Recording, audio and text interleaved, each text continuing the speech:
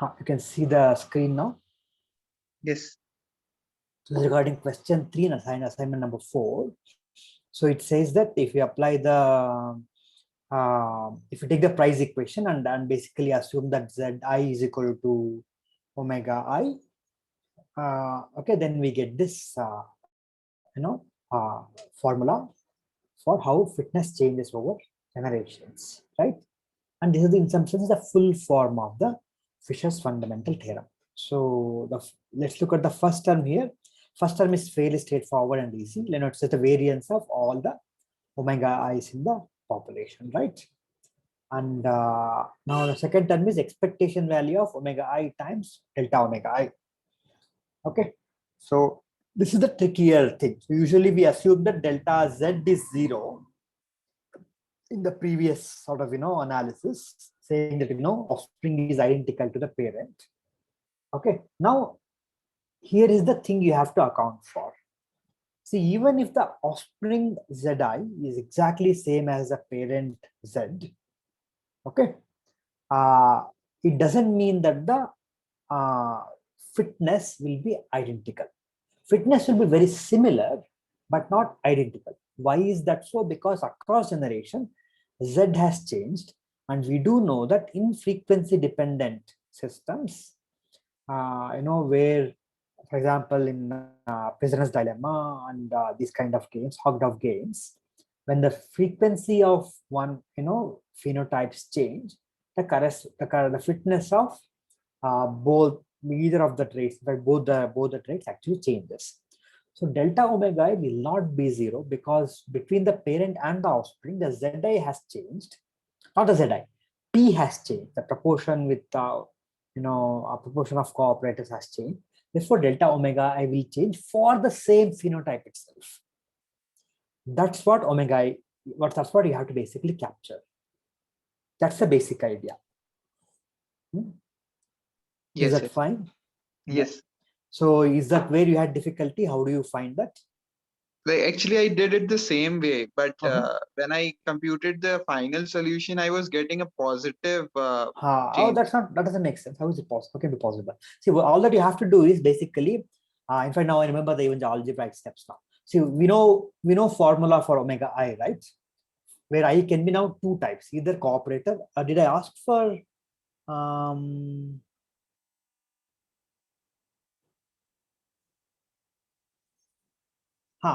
show that the second term can be negative, and because of this, the fitness maximization is not guaranteed. Okay, this is a general statement, to sort of argue that when omega changes, when z changes, omega I, delta omega need not be positive. Now, if you use Prisoner's Dilemma game, how do you show this? Omega I, you can write for both omega C and omega D, right? Both of them depend on the proportion of either of the types. So now once you have an expression for omega C, let us say, then you can calculate the delta omega C. Okay, and then you find the expectation of that entire expression, and then multiplied along with the omega I, and that will basically tell you how to calculate E. See, but now just imagine a scenario, right? Let's say proportion of cooperators decrease from one generation to the next generation, right? Consequently, delta omega I for the cooperators has to reduce. So the expectation of that has to be negative, right? So I don't know how we got it positive. Okay. So I will just actually my overall delta omega bar was coming positive. Well, that was opposite what oh, asked the in the entire question. thing was still positive. Okay. Maybe I'll share the I'll share the model solution. I'll write it down myself and then. Any other question? So is everybody here, by the way? At least most people are 35. The actual numbers are more like 45.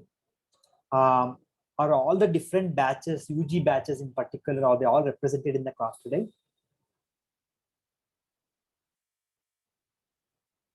Do you know anybody who is like, key and missing from the class today? Because I want to sort of, finalize the, exam date.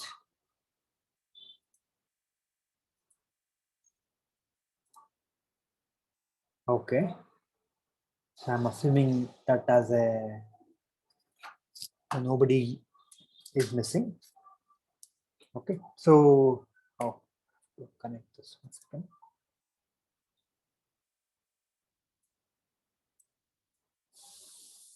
So this is, let's just discuss a few things about the syllabus and other issues.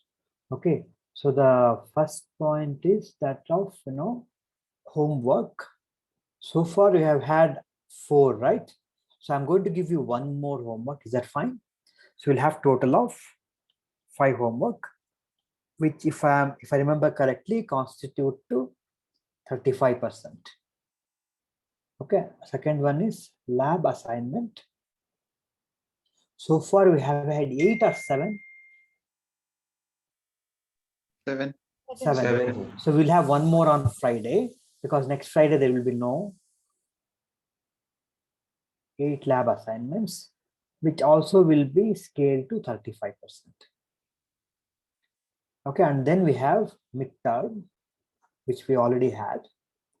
That's 10%. And then we have final exam, which will be for 20%. Any doubts on this? Now it's possible that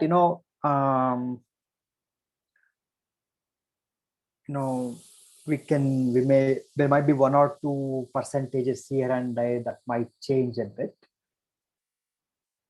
but it doesn't have to. So with respect to lab assignment, what we will do is we'll consider the best 7. Okay, so which means into 5 marks, that will give us 35. Is that fine? Okay, and the homework will just account for anybody who had to be absent because of any medical emergencies or any reason. Okay, okay, so that would be this, and homework will be exactly opposite. Basically, 5 into each of them, sort of roughly some of the assignments are longer, some of them will be shorter, so it will all contribute to 35%. Is that fine?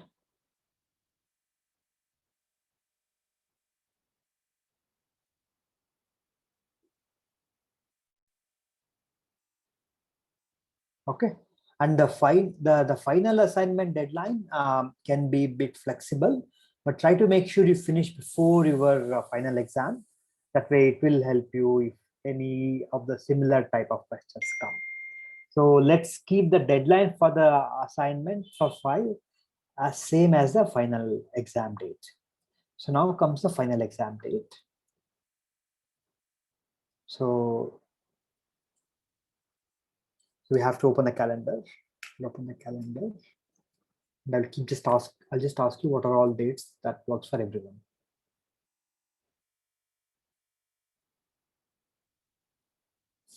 Okay.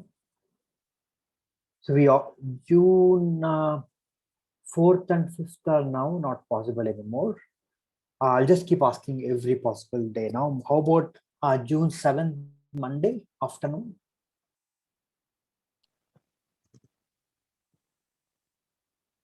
I have a presentation on. Okay. How about 8th? Afternoon, let's say 2 p.m. onwards. We have a core course. We have an exam. Okay. How about 9th? Afternoon. We can do it on morning also. I'll just check all the afternoon slots. 9th June, I have an exam, so molecular oncology. How about 10th? So we have a core course exam. And then 11th? I have 2 on that day. How about 12th? It's the last day of exam. You can't have anything later than 12th. How about 12th?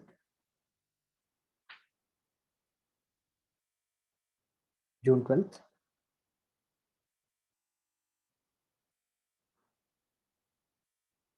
Okay.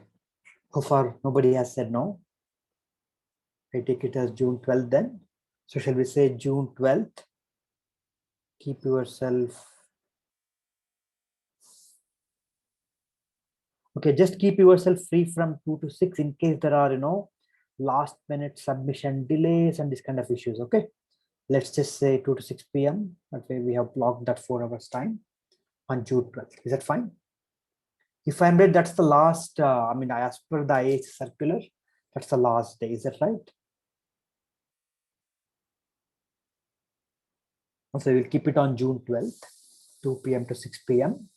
Do you want the assignment deadline to be on the same day then the fifth assignment, or do you want to be a bit before? Actually, if you can always submit earlier, there is no, you don't have to wait until the last moment, but we can keep it that time. June 12th for assignment, last assignment. Is that fine? So this course usually has about usually 8 assignments, but this time, because of a shortened semester and all the difficulties that we are all facing, so we have five homework only. And the lab assignments are usually 10 to 12, so we have basically 8 this time. So there's about 25% reduction in both homework and lab work this time.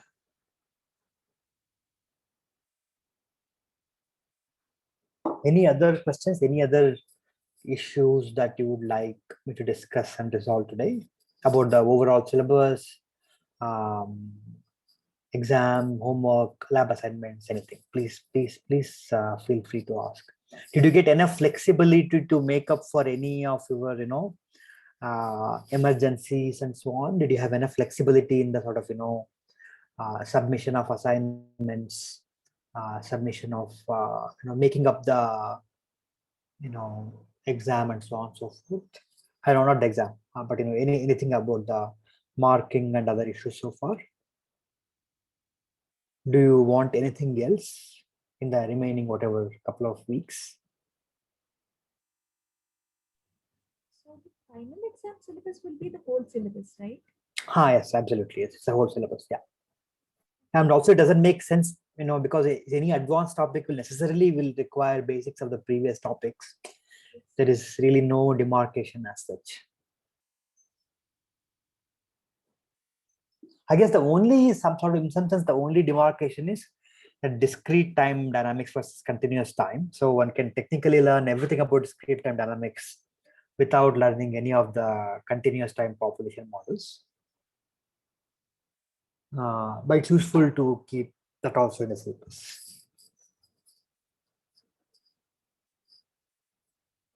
The final exam will also be an open book kind of an exam. Right? Exactly same as the midterm format. Yeah. I will give you any other information you need. I will provide you closer to the date. For example, if there are any codes you need to have handy and so on, I will make sure you know sufficiently well in advance.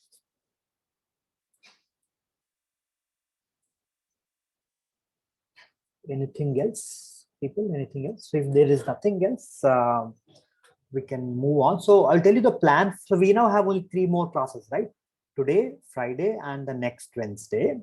So, to a large extent, except for one topic that I usually cover, I have pretty much covered every topic that I wanted to cover, although in somewhat less depth than the regular semester. For example, the price equation and all, I cover really in much more depth, but this time we didn't have enough time, which is fine. Okay, but I think by and large, I think we have covered. So the one topic which I haven't had chance to cover, and maybe I'll probably entirely skip that, is that of the basic idea of demographic noise. So many of you sort of already make sense of what this means, right? Demographic noise is the stochasticity arising from the fact that the births and deaths are all stochastic events, and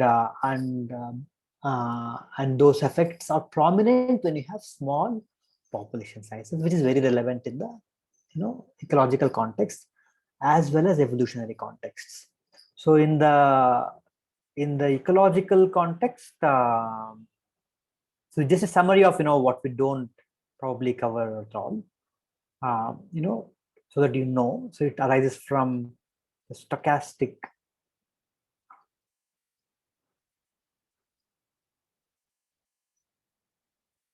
birth death processes, right? And of course, this is visible only in finite populations. Okay, so why so? See, so far, we have actually very cleverly, suppressed the discussion about the population size itself. So when we wrote down an equation of this form,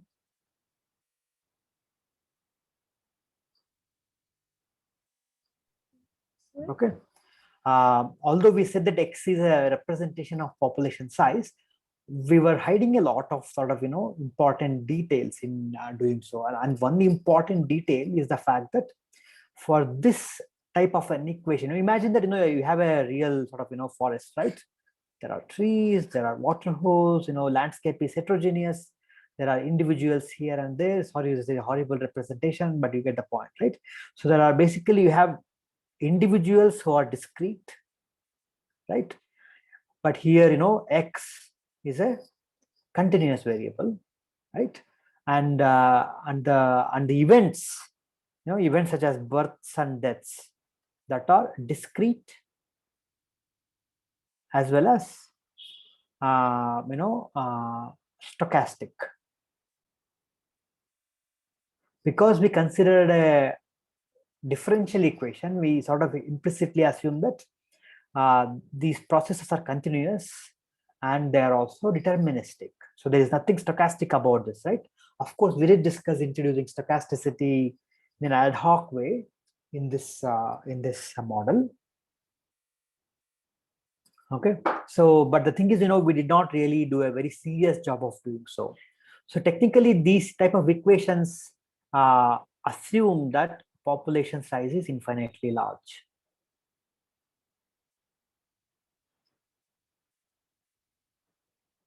Okay, because when the population size is infinitely large, and when you do an average, you get a very accurate measurement of average. So in some sense, X that we are measuring is an average value of the population density. Okay, it's not sort of fluctuating value. Okay, and when you consider in this limit of infinitely large population, you can write down equations of this type. And another thing we ignored, which is very evident from this diagram, is that we ignored the fact that organisms are spatially structured, because we wrote down one level of population size for the entire landscape. Okay, we ignored this, right?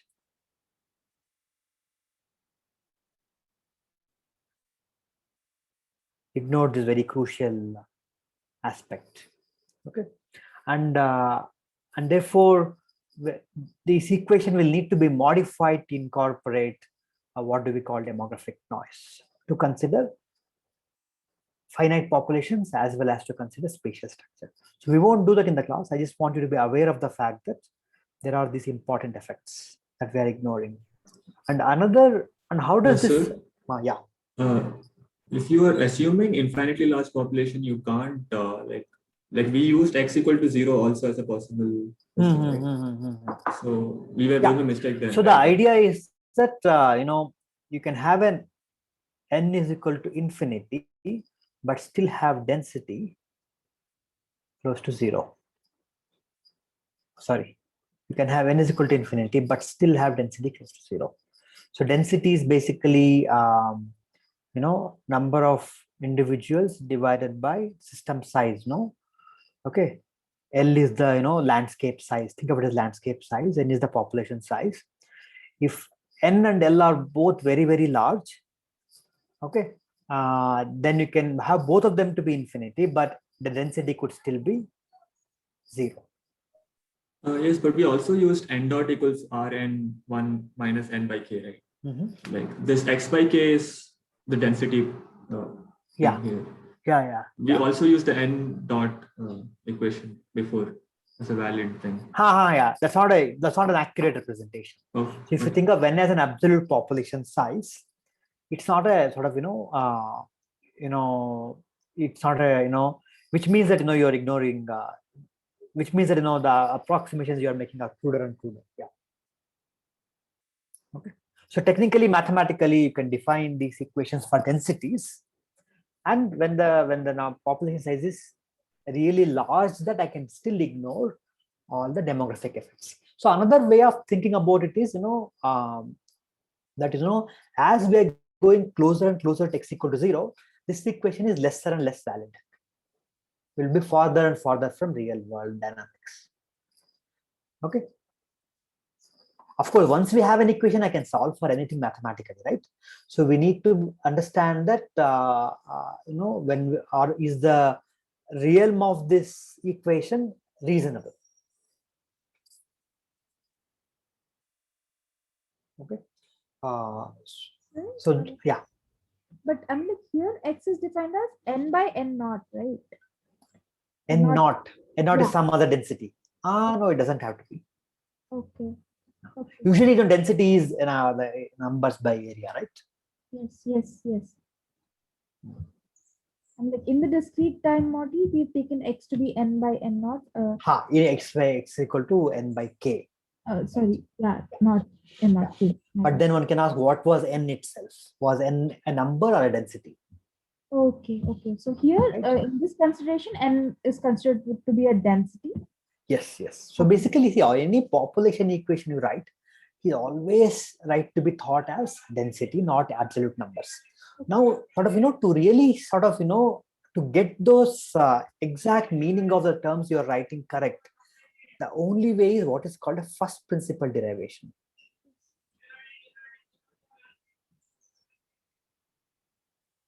Okay. So what is a first principle derivation? You basically start with assumptions like, there is an individual, there is some individual I, okay, and that will give rise to, after reproduction, 2 I's at some rate R, okay, and there is some individual I who dies at some rate D, therefore becomes basically 0. I basically dies.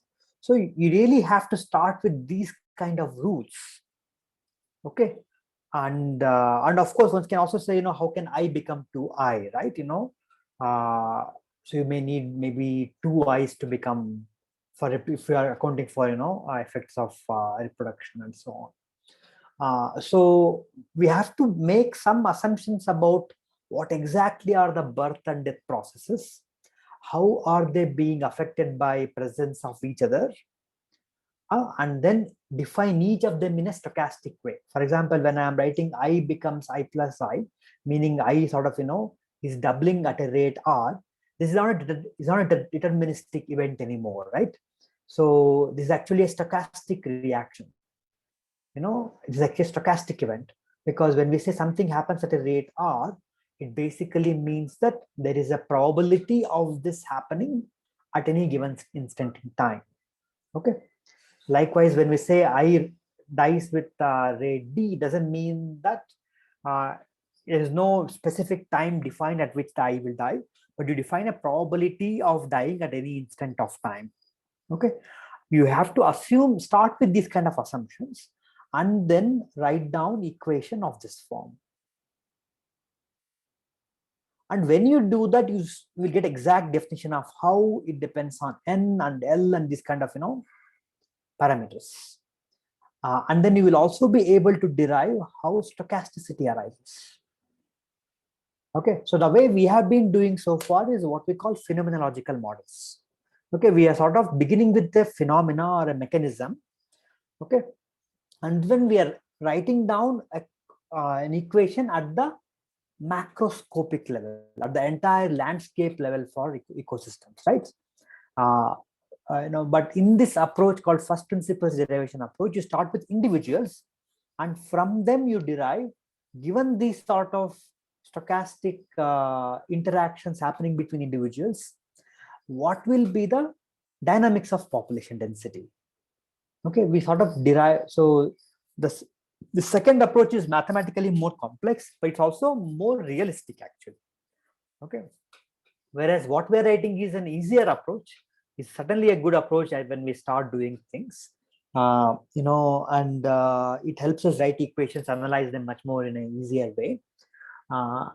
Okay, so but the second method is sort of more robust method. And in fact, so I teach a course next semester called EC303, which is called Stochastic and Spatial Dynamics, where sort of, I will cover some of these ideas and techniques and how accounting for stochasticity and sort of, spatial dynamics will sort of lots of new results, as well as also makes much more realistic predictions. It also offers many new tools to analyze data. That's not possible with the sort of, these kind of approaches. So these kind of approaches, for example, the logistic model I wrote here are all these kind of models. They're called, mean field models.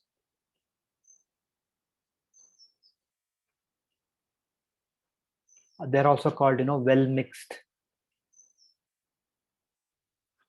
sort of models. So the idea here is that, here I'm ignoring the space as well as stochasticity. And the assumption here is that the interactions do not account for the spatial spread of individuals, which is why it's a mean field approach, and we got an average value only of the entire spatial dynamics. Okay. Okay, this is what we have ignored, and it has. I wanted to, before I sort of go to the one topic I wanted to cover today. So one small point I wanted to mention is there's actually very interesting implications. So if you look at the evolution, remember this simple equation, P into 1 minus P omega A. We had this equation, right? So let's assume the simplest scenario of omega A is equal to omega B. What will be delta P? Delta P will be equal to 0, right? Which means when the allele fitness are equal, the proportion of alleles won't change anymore. Okay. However, this is true only, as I just told you, all these equations are written down in the limit of n is equal to infinity. Okay. But the moment you sort of, consider finite population sizes, you can have delta P non-zero, even if two alleles have same fitness, which means that evolution can happen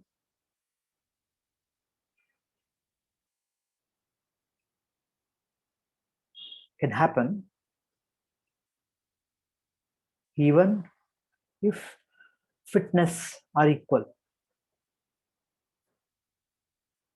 Fitness of two alleles, two phenotypes are equal. And what is this process called? Genetic drift. Exactly. Yeah, this is called genetic drift. So usually I would have covered this in my course, but this time, because of lack of time, I'm unable to cover. But for those who are interested, I can just send you a code that simulates this. Okay. Even when two alleles have equal fitness, in the limit of n finite, you will find that the allele frequencies change over time. And in that simulation, what you can do is you can actually change n population size, and you will find that when you increase n, this equations becomes more and more accurate.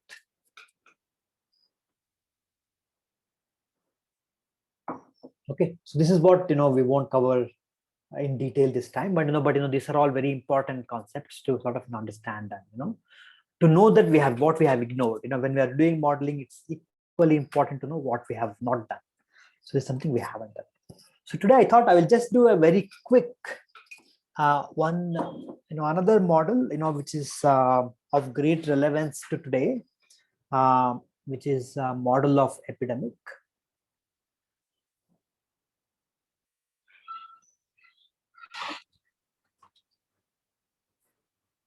Did anybody have a question? Okay. Okay. So I don't think I need to introduce any motivation for doing this. So let's me quickly jump into this. So as you know, how does a disease spread? So there is this entire population. Okay. When there is a new virus enters this population, the entire population of individuals are susceptible to infection, right? And what happens is that when some of them now get infected, okay, with the virus. So as a function of time, S become I. Why does it happen? Because S and I interact. So I'm going to write the interaction arrow in a different way. So blue line, I'm sort of, writing to indicate the fact that it's not that I are getting converted to S. Susceptible individuals become infected because infected individuals infected them. Okay, because of interactions between S and I, we have S converting to infected, and eventually once they, they pass, they sort of fight the infection, they become recovered. Of course, you can also have death. Some of them might die.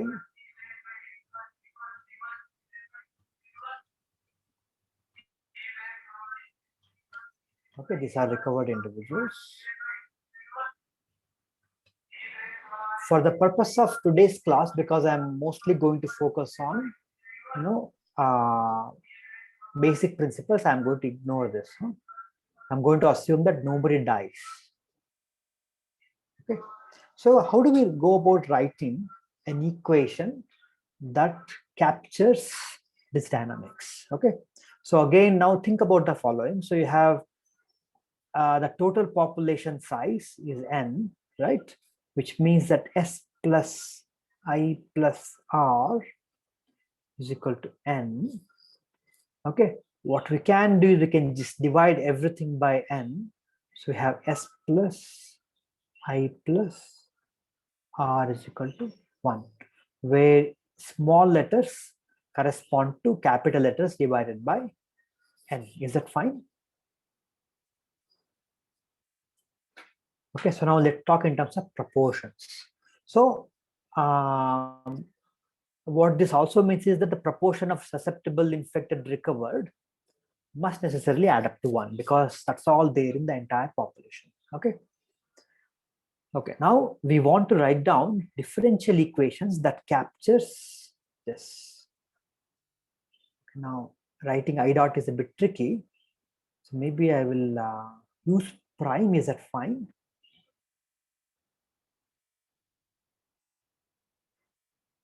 I will use that different R.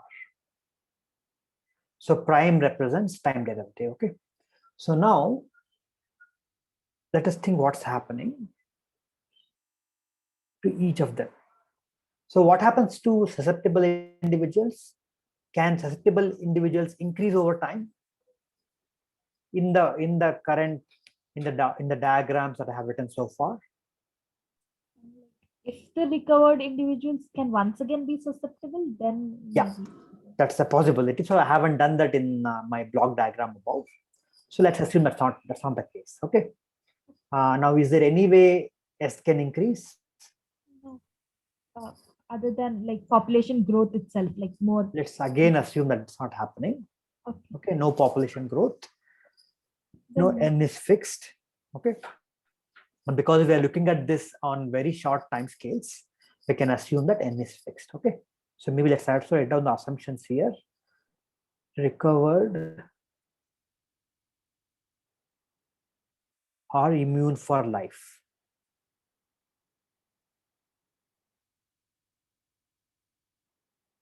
Is that fine? No new births.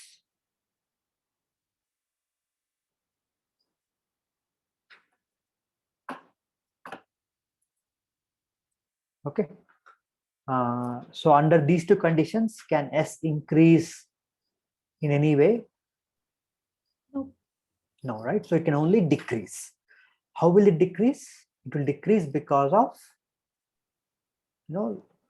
loss to infection, right? Yeah. Okay. And then you have gain from this term, right? This loss here becomes gain here. Is that right? And then what do you have? You have some recovery rate that's happening, right? So every infected individual is also recovering at some rate. Okay, that's happening here. And then the recovery rate then contributes to this term here.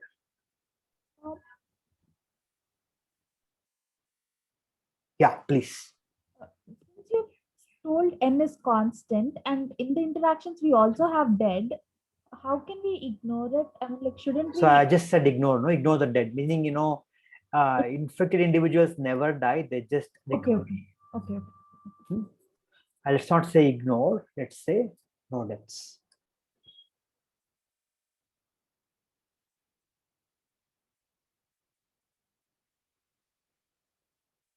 Okay. Is that fine? So we have these terms now. Let us write down some rates here. So let's assume that infected individuals are recovering at a rate gamma. Any given individual recovers at a rate gamma. Okay. And then a given individual S, okay, gets infected at a rate beta. Okay.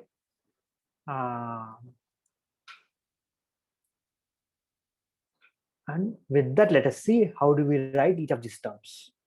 So what about the S? So just think about how are the infections really happening, right?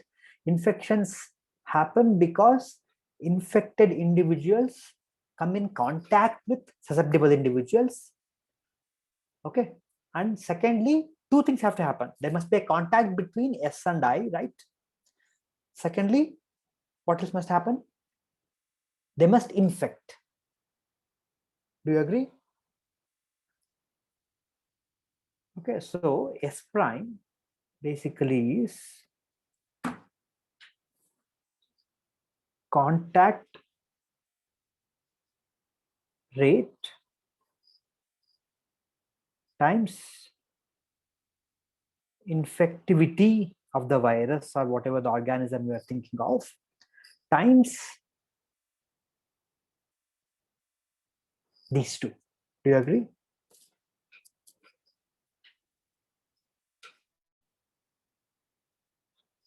So in some sense, what I should probably do is I should not even write SI here. Contact rate times infectivity.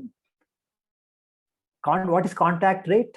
So there is some coefficient alpha at which they are contacting, but the contact rate must itself depend on the product of S and I. If S is very, very large and I is very, very large, the contact rate will increase. If both of them are small, the contact rate will be small, right? And beta is the infectivity rate. Beta is the coefficient that determines how infectious the disease is. Is that fine? So we have minus alpha beta Si.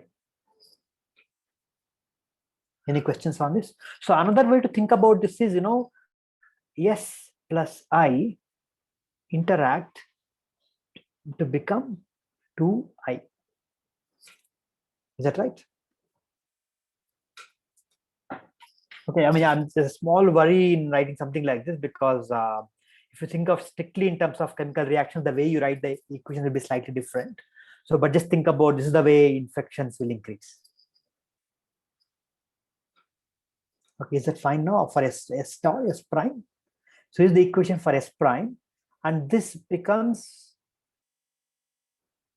the gain term alpha beta Si minus there is a recovery rate. Every infected individual recovers at a rate gamma.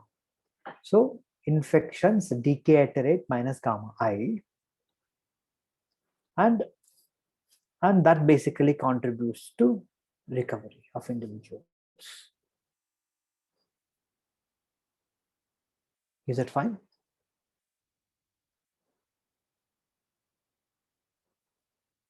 So these are the three equations that govern how the epidemic spreads.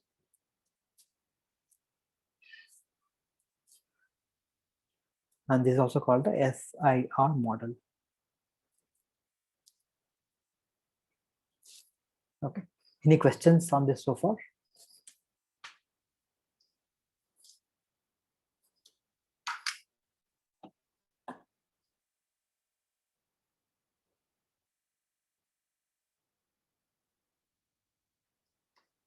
So do you feel, let me ask you a question. Do you feel comfortable with the way I wrote the equation? Will you be able to write any equation on your own if some conditions of interactions are given now?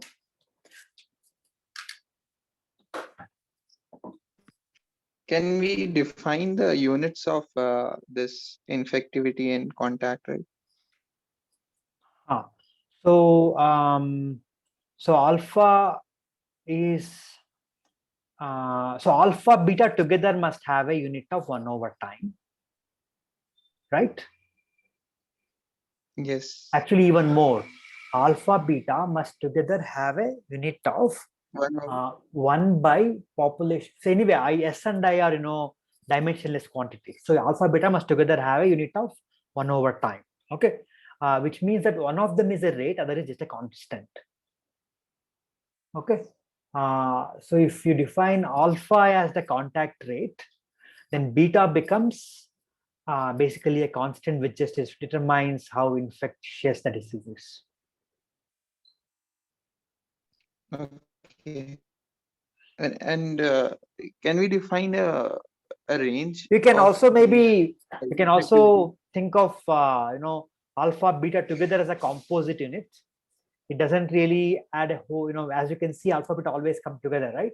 So basically you can think of alpha beta together as the infection rate. But sometimes it is useful to distinguish the two. For example, alpha contact rate is, for example, if you were to think about in terms of how social various interventions are implemented, right? So alpha is the contact rate. By social distancing you reduce alpha, right? Whereas things like hygiene reduce beta, right? So that's sometimes why it's useful to separate the two, but it's not essential from a mathematical point of view. Yeah, you had a question, sorry, I'm in the middle of my sentence. So just to give an example, okay, social distancing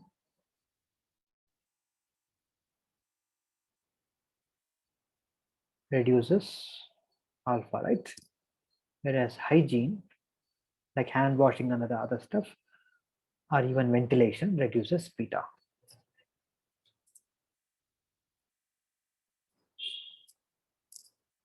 Okay.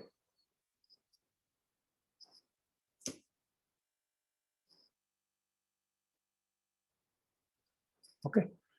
Now what we can do with the above set of equations is that, as you know, we should always try to reduce the number of parameters we have, right? So one way to do that is, to sort of look at this gamma. Gamma comes in this last equation. So let's look at the way the gamma comes. It's basically dr by dt is equal to gamma I. Okay, gamma I. So dr by d gamma t is equal to. So if I now define a new time scale t prime is equal to gamma t, and then apply this across all the three equations and simplify, what happens? So how do we do that? Just see. So S prime is ds by dt, right? So we now want to convert t to t prime. So we have to multiply this by gamma here. Gamma t, gamma ds by dt prime. Is that correct? Okay. So that's gamma. Yeah. Is that fine? So likewise, the same with exactly same with I. So I prime will be equal to gamma times di by dt prime in the new time units. Okay.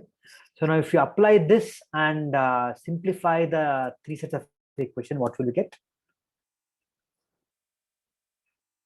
So what I'm going to do is, again, having done this, I'm going to now write again S prime to indicate that. I know it's not necessarily very satisfactory in the sense that I'm basically not worrying about the T prime anymore. Okay. Okay, now maybe I can think of a slightly better, different notation. Any suggestions to denote this now? So we are denoting S prime to mean ds by dt, right? What should we denote this by? Any suggestions? Maybe hat, something like this. Sorry. Minus alpha beta by gamma times Si. Okay, this is not satisfactory because you shouldn't have a hat for S. It's actually for this guy. Okay. But as long as you know that now you are measuring everything in the new time scale, it's fine. Minus I. Okay, because the gamma is now divided by the entire equation is divided by gamma, and then R prime is equal to I. These are the new set of equations. Is that fine?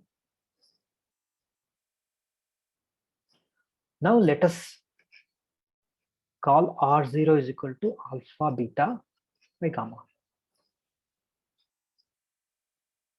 Okay. If you do that, what do we get? I can replace this by R0. I can replace this by R0. Okay. And it's also called the basic reproduction number.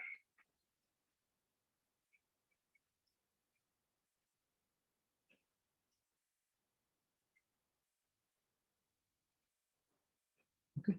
So this will be the new simplified form of equation. Now, how many parameters are there in this model now? We had 3 in the beginning. How many do we have now? We basically have a single parameter, right? Just one parameter R0 that determines how epidemic spreads. So any questions so far?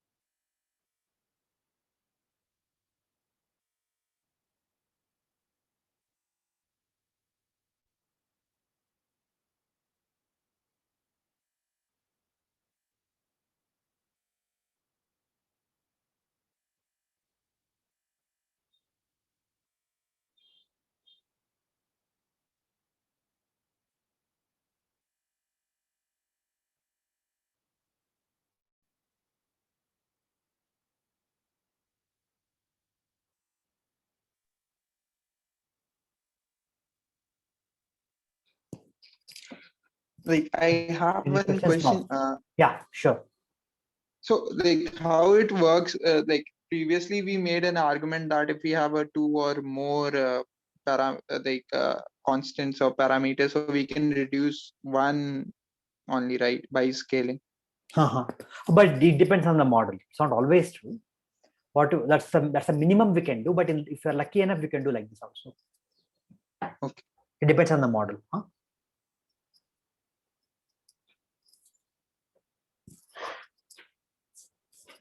Okay, so now just think of what is this basic reproduction number. It basically is a ratio of 2 rates. The numerator is the total, it's basically it's the infection rate, and gamma. What is gamma, by the way? Gamma is the rate at which recovery is happening, right? Okay, so basically R0 increases with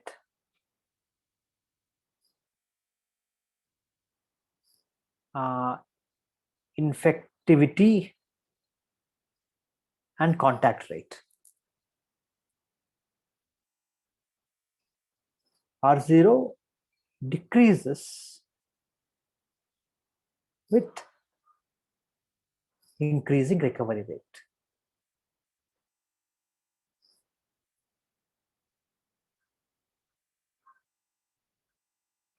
Is that fine? Okay, now let us understand what do this equation tell.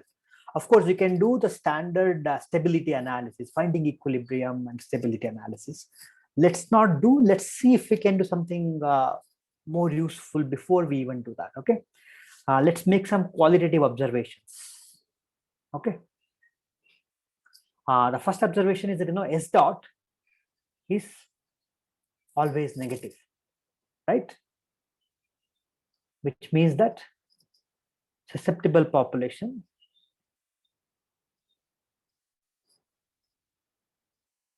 decreases with time, always. In contrast, R prime is always positive, right? This implies that recoveries increase with time. Not the recovery, sorry, recovered population increases with time.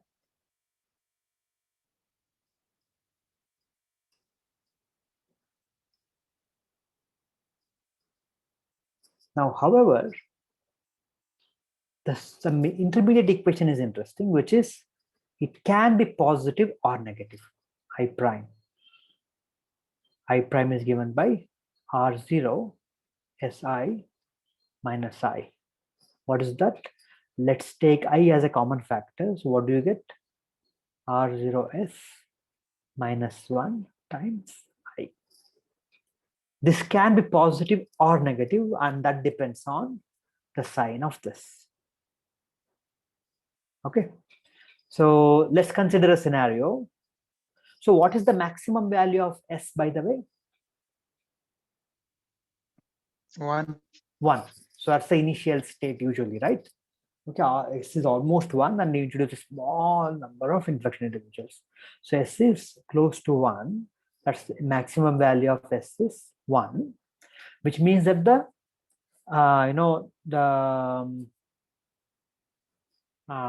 so this the left hand side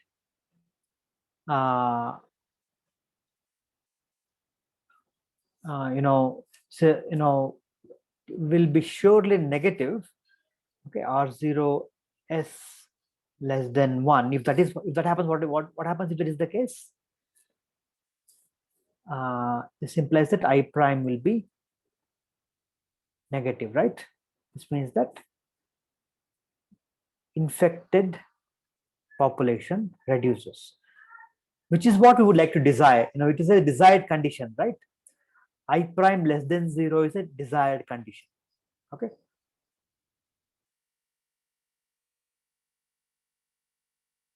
We don't want the number of infectious individuals to keep on increasing. When does that happen? For sure, when RS is less than 1. Now, there are two ways to achieve this. One is that if R0 is less than 1, this means that R0S will be surely less than 1. Is that correct? So this means that for any disease,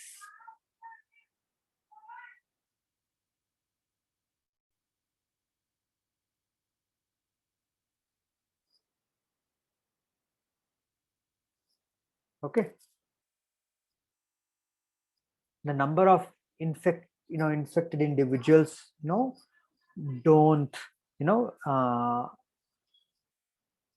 number of infected population will not really grow rapidly. Okay, so now the big problem with this entire epidemic scenario is the following, right? Just look at the second equation. If you think about the implications of of what it means to us, when the number of infectious individuals are really large, and if they're increasing rapidly, that's the problematic scenario. When does that happen? If you look at this equation, this specific equation here, if you for the moment ignore that S is a also dynamical variable, this is basically like an exponential growth if Rs minus 1 is greater than 1. Isn't that right? Okay, so basically unless, so for all values of Rs minus 1 greater than 0, the population is exponentially growing, at least instantaneously. Of course, it might be slower because it itself is changing over time. Okay, however, to sort of defeat that, one way is to make sure that R0 is less than 1. If R0 becomes less than 1, then I prime begins to reduce. That's one way.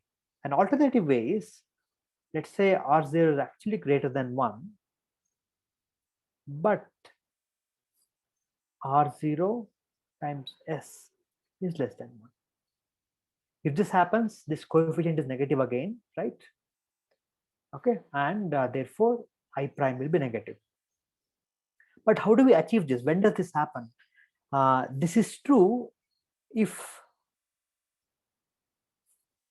S is less than 1 by R0. Okay, that means if the susceptible population is less than some number which is given by 1 by R0, that is when we can expect that the infected population will reduce in time. So let's think of, for example, R0 is equal to 2. So what does that mean? If the susceptible population is less than half, that means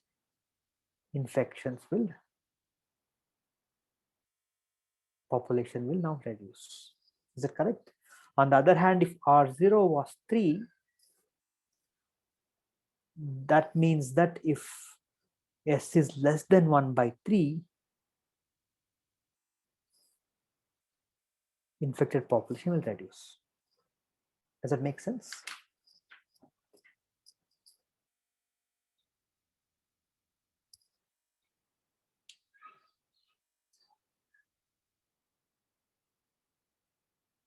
Any questions so far up to this point?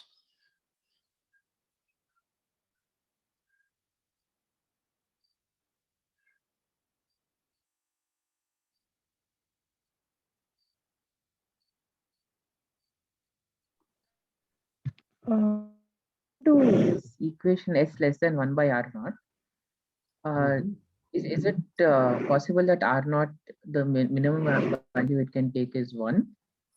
Because S has to be less than 1. Yeah.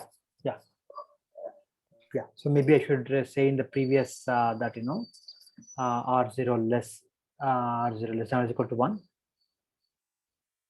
that fine?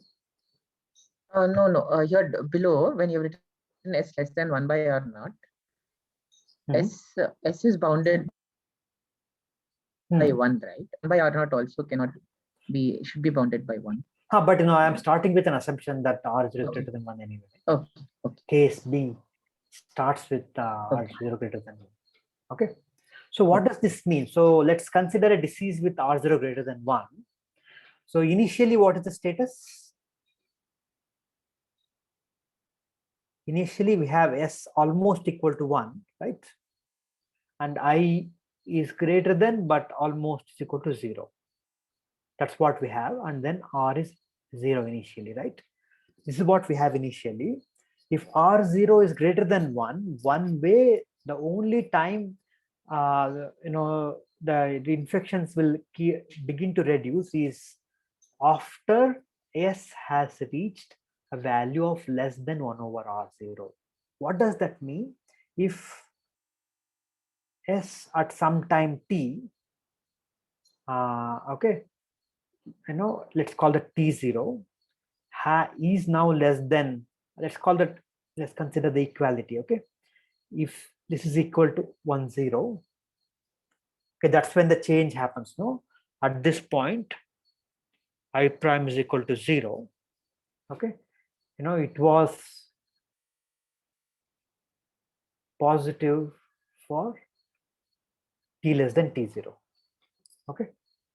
So now it has just reached 0. If S of t0 is 1 over R0, how many are infected until now?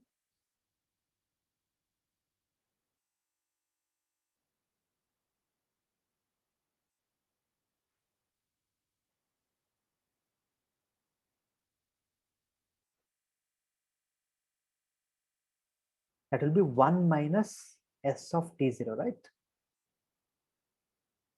That is equal to 1 minus 1 by R0, right? That is equal to R0 minus 1 divided by R0. Is it correct?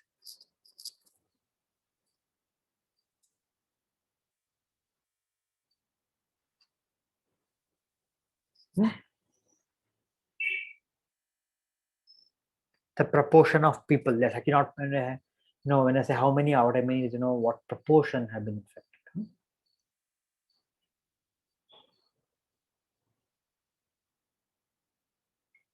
Okay. So let's call this, P of H. Okay. And this is also called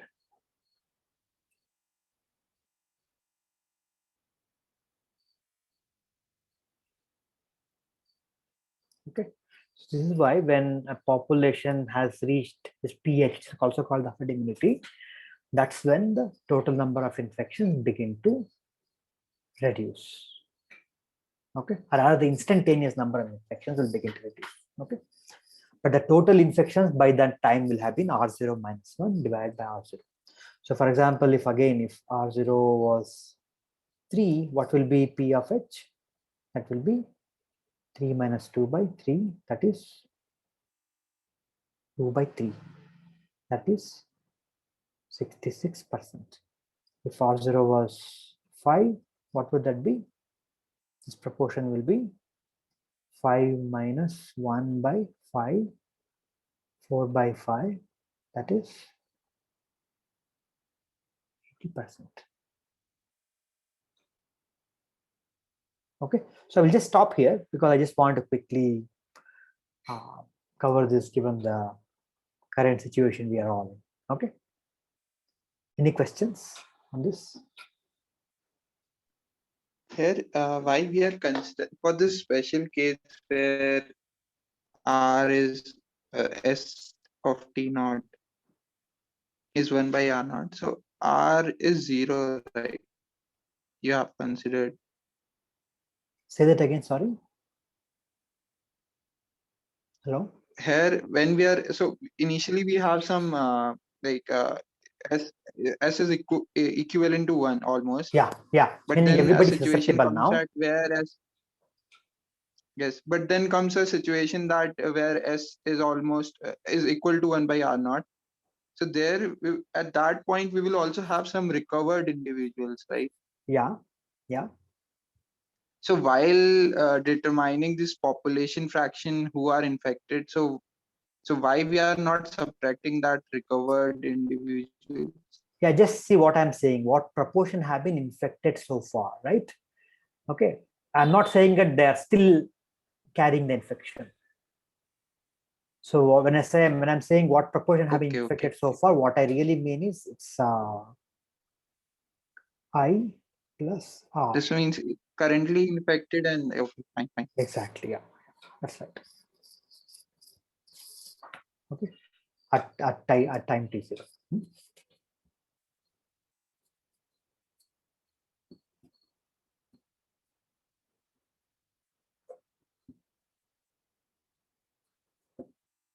Any other question?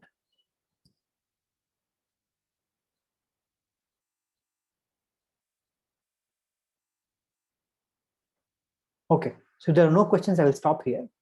Okay, we'll meet on Friday.